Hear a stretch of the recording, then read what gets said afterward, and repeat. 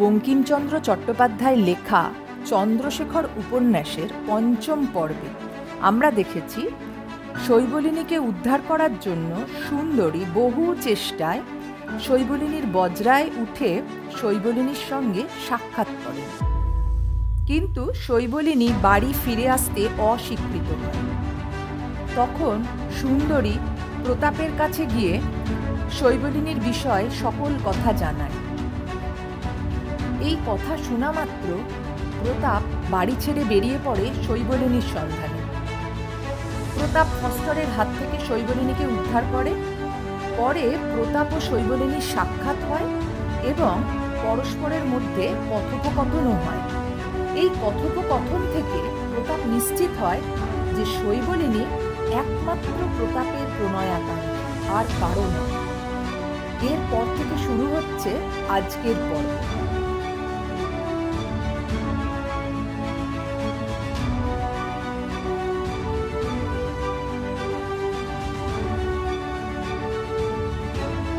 রামচরণ নৌকা হইতে শৈবলিনীকে লইয়া উঠিয়া গেলে এবং প্রতাপ নৌকা পরিত্যাগ করিয়া গেলে যে তেলিঙ্গা সিপাহী প্রতাপের আঘাতে অবসন্ন হস্ত হইয়া ছাদের উপর বসিয়াছিল, সে ধীরে ধীরে তটের উপর উঠিল। উঠিয়া যে পথে শৈবলিনীর শিবিকা গিয়াছে সেই পথে চলিল। অতি দূরে থাকিয়া শিবিকা লক্ষ্য করিয়া তাহার অনুসরণ করিতে লাগিল। সে জাতিতে মুসলমান, তাহার নাম বকাউল্লা খাঁ। ক্লাইভের সঙ্গে প্রথম যে সেনা বঙ্গদেশে আসিয়াছিল, তাহারা মাদ্রাজ হইতে আসিয়াছিল বলিয়া ইংরেজদিগের দেশি সৈন্যগণকে তখন বাংলাতে তেলিঙ্গা বলিত। কিন্তু এক্ষণে অনেক হিন্দুস্থানি হিন্দু ও মুসলমান ইংরেজ সেনাভুক্ত হইয়াছিল। বকাউল্লার নিবাস গাজীপুরের নিকট। বকাউল্লা শিবিকার সঙ্গে সঙ্গে অলক্ষ্যে থাকিয়া প্রতাপের বাসা পর্যন্ত আসিল। দেখিল যে শৈবলিনী প্রতাপের গৃহে প্রবেশ করিল। বকাউল্লা তখন আমিয়র সাহেবের কুঠিতে গেল। বকাউল্লা তথায় আসিয়া কুঠিতে একটা বড় গোল পড়িয়া গিয়াছে দেখিল। বজ্রার বৃত্তান্ত আমিয়র সকল শুনিয়াছেন। শুনিল আমিয়র সাহেব বলিয়াছেন যে অদ্য রাত্রেই অত্যাচারীদিকে সন্ধান করিয়া দিতে পারিবে, আমিয়র সাহেব তাহাকে সহস্র মুদ্রা পারিতোষিক দিবেন। বকাউল্লা তখন আমিয়র সাহেবের সঙ্গে সাক্ষাৎ করিল, তাহাকে সবিশেষ বৃত্তান্ত বলিল যে আমি সেই দস্যুর গৃহ দেখাইয়া দিতে পারি। আমিয়র সাহেবের মুখ প্রফুল্ল হইল, কুঞ্চিত ভ্রু রিজু হইল। তিনি 4 জন সিপাহী এবং 1 জন নায়েককে বকাউল্লার সঙ্গে যাইতে অনুমতি করিলেন। বলিলেন যে দুরাত্মাদিগকে ধরিয়া এখনই আমার নিকটে লইয়া আইস। বকাউল্লা কহিল, তবে 2 জন ইংরেজ সঙ্গে দিউন। প্রতাপ রায় সাক্ষাৎ শয়তান, এদেশীয় লোক তাহাকে ধরিতে পারিবে না। গলস্টন ও জনসন নামক 2 জন ইংরেজ আমিয়টের আজ্ঞামতো বকাউল্লার সঙ্গে সশস্ত্রে চলিলেন। গমনকালে গলস্টন বকাউল্লাকে জিজ্ঞাসা করিলেন, তুমি সে বাড়ির মধ্যে কখন গিয়াছিলে? বকাউল্লা বলিল, না। গলস্টন জনসনকে বলিলেন, তবে বাতি ও দেশলাইও লও, হিন্দু তেল পোড়ায় না, খরচ হইবে। জনসন পকেটে বাতি ও দীপশলাকা গ্রহণ করিলেন। তাহারা তখন ইংরেজদিগের রণযাত্রার গভীর পদবিক্ষেপে রাজপথ বহিয়া চলিলেন। কেউ কথা কহিল না। পশ্চাতে পশ্চাতে 4 জন সিপাহী, নায়েক ও বকাউল্লা চলিল। নগর প্রহরীগণ পথে তাহাদিগকে দেখিয়া ভীত হইয়া সরিয়া দাঁড়াইল। গলস্টন ও জনসন সিপাহী লইয়া প্রতাপের বাসার সম্মুখে নিঃশব্দে আসিয়া দ্বারে ধীরে ধীরে করাঘাত করিলেন। রামচরণ উঠিয়া দ্বার খুলিতে আসিল। রামচরণ অদ্বিতীয় ভৃত্য, পা টিপিতে গা টিপিতে তৈল মাখাইতে সুশিক্ষিত হস্ত, বস্ত্র কুঞ্চনে অঙ্গরাগকরণে বড় পটু। রামচরণের মতো ফরাস নাই, তাহার মতো দ্রব্যক্রেতা দুর্লভ। কিন্তু এ সকল সামান্য গুণ। রামচরণ লাঠিবাজিতে মুর্শিদাবাদ প্রদেশে প্রসিদ্ধ। অনেক হিন্দু ও জবন তাহার হস্তের গুণে ধরাশয়ন করিয়াছিল। বন্দুকে রামচরণ কেমন অভ্রান্ত লক্ষ্য এবং ক্ষিপ্র হস্ত তাহার পরিচয় ফস্টরের শোণিতে গঙ্গাজলে লিখিত হইয়াছিল। কিন্তু এ সকল অপেক্ষা রামচরণের আরেকটি সময়োপযোগী গুণ ছিল, ধূর্ততা। রামচরণ শৃগালের মতো ধূর্ত, অথচ অদ্বিতীয় প্রভুভক্ত এবং বিশ্বাসী। রামচরণ দ্বার খুলিতে আসিয়া ভাবিল, এখন দুয়ারে ঘা দেয় কে? ঠাকুরমশাই বোধ হয়। কিন্তু যা হোক, একটা কাণ্ড করিয়া আসিয়াছি, রাত্রিকালে না দেখিয়া দুয়ার খোলা হইবে না। এই ভাবিয়া রামচরণ নিঃশব্দে আসিয়া কিয়ৎক্ষণ দ্বারের নিকট দাঁড়াইয়া শব্দ শুনিতে লাগিল। শুনিল দুইজনে অস্ফুট স্বরে একটা বিকৃত ভাষায় কথা কহিতেছে। রামচরণ তাহাকে ইন্ডিল মিন্ডিল বলিত, এখনকার লোকে বলে ইংরেজি। রামচরণ মনে মনে বলিল, রস বাবা, দুয়ার খুলিত বন্দুক হাতে করিয়া ইন্ডিল মিন্ডিলে যে বিশ্বাস করে সে শ্যালা। রামচরণ আরও ভাবিল, বুঝি একটা বন্দুকের কাজ নয়, কর্তাকেও ডাকি। এই ভাবিয়া রামচরণ প্রতাপকে ডাকিবার অভিপ্রায়ে দ্বার হইতে ফিরিল।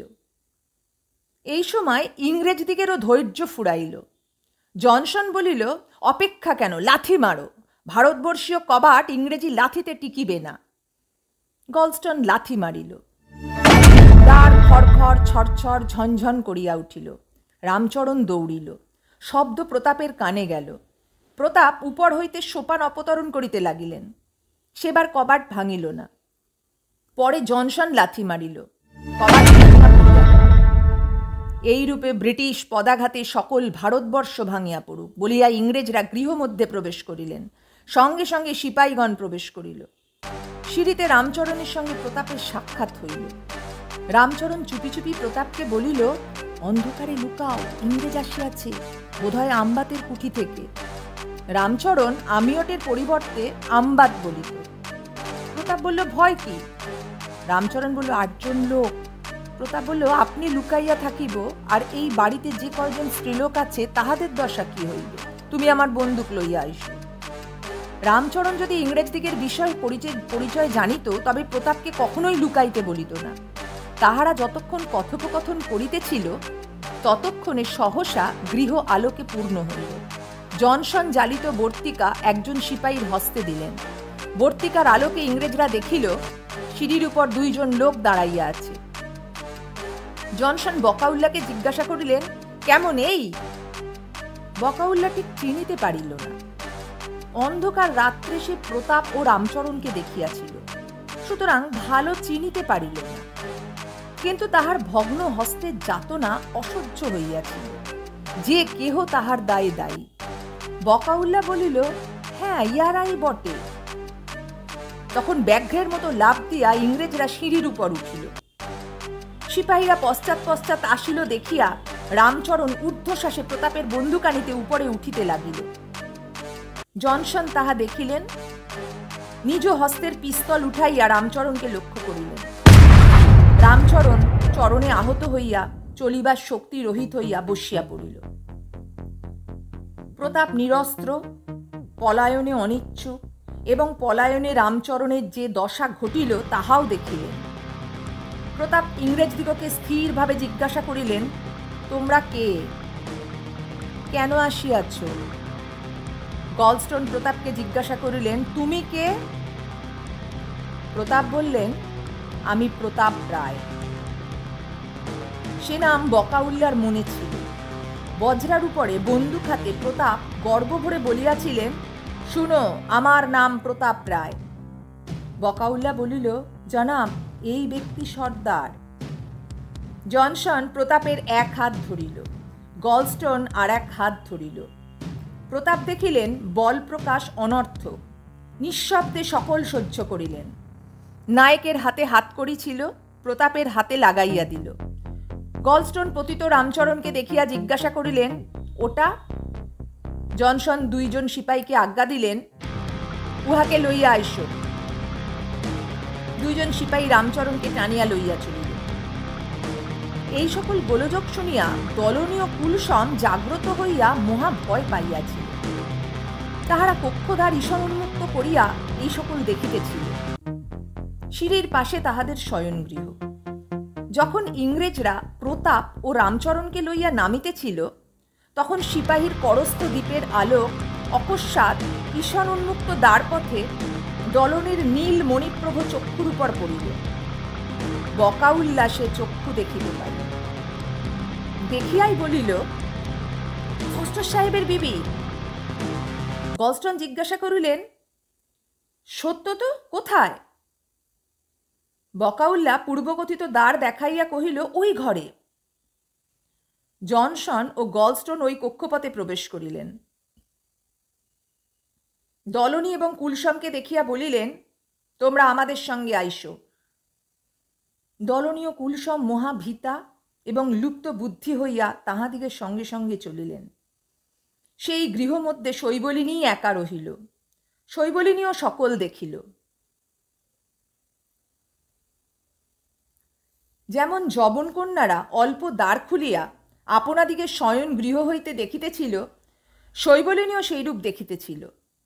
তিনজনই স্ত্রীলোক, সুতরাং স্ত্রী জাতিসুলভ কুতূহলে তিনজনেই পীড়িতা, তিনজনেই ভয়ে কাতরা। ভয়ের স্বধর্ম ভয়ানক বস্তুর দর্শন পুনঃ পুনঃ কামনা করে। শৈবলিনীও আদ্যপান্ত দেখিল। সকলে চলিয়া গেলে গৃহমধ্যে আপনাকে একাকিনী দেখিয়া শয্যপরি বসিয়া শৈবলিনী চিন্তা করিতে লাগিল। ভাবিল, এখন কি করি? একা, তাহাতে আমার ভয় কি? পৃথিবীতে আমার ভয় নাই, মৃত্যুর অপেক্ষা বিপদ নাই। যে স্বয়ং অহরহ মৃত্যুর কামনা করে, তাহার কিসের ভয়? কেন আমার সেই মৃত্যু হয় না? আত্মহত্যা বড় সহজ। সহজই বা কিসে? এতদিন জলে বাস করিলাম, কই একদিনও তো ডুবিয়া মরিতে পারিলাম না। রাত্রে যখন সকলে ঘুমাইত, ধীরে ধীরে নৌকার বাহিরে আসিয়া জলে ধাপ দিলে কে ধরিত? ধরিত, নৌকায় পাহারা থাকিত, কিন্তু আমিও তো কোনো উদ্যোগ করি না। মরিতে বাসনা, কিন্তু মরিবার কোনো উদ্যোগ করি নাই। তখনও আমার আশা ছিল। আশা থাকিতে মানুষে মরিতে পারে না। কিন্তু আজ মরিবার দিন বটে। তবে প্রতাপকে বাঁধিয়া লইয়া গিয়াছে। প্রতাপের কি হয় তাহা না জানিয়া মরিতে পারিব না। প্রতাপের কি হয়, যা হোক না, আমার কি? প্রতাপ আমার কে? আমি তাহার চক্ষে পাপিষ্ঠা, সে আমার কে? কে তাহা জানি না। সে শৈবলিনী পতঙ্গের জ্বলন্ত বহ্নি। সেই সংসার প্রান্তরে আমার পক্ষে নিদাগের প্রথম বিদ্যুৎ। সে আমার মৃত্যু। আমি কেন গৃহত্যাগ করিলাম, ম্লেচ্ছের সঙ্গে আসিলাম? কেন সুন্দরীর সঙ্গে ফিরিলাম না? শৈবলিনী আপনার কপালে করাঘাত করিয়া অশ্রু বর্ষণ করিতে লাগিল। বেদগ্রামের সেই গৃহ মনে পড়িল, যেখানে প্রাচীর পার্শ্বে শৈবলিনী স্বহস্তে করবীর বৃক্ষ রোপণ করিয়াছিল। সেই করবীর সর্বোচ্চ শাখা প্রাচীর অতিক্রম করিয়া রক্ত পুষ্প ধারণ করিয়া নীলাকাশকে আকাঙ্ক্ষা করিয়া দুলিত। কখনো তাহাতে ভ্রমর বা ক্ষুদ্র পক্ষী আসিয়া বসিত, তাহা মনে পড়িল। তুলসী মঞ্চ, তাহার চারিপার্শ্বে পরিষ্কৃত সুমার্জিত ভূমি, গৃহপালিত মার্জার, পিঞ্জরে স্ফুটবাক পক্ষী, গৃহপার্শ্বে সুস্বাদু আম্রের উচ্চ বৃক্ষ, সকল স্মরণপটে চিত্রিত হইতে লাগিল। কত কি মনে পড়িল! কত সুন্দর সুনীল মেঘশূন্য আকাশ শৈবলিনী ছাদে বসিয়া দেখিতেন।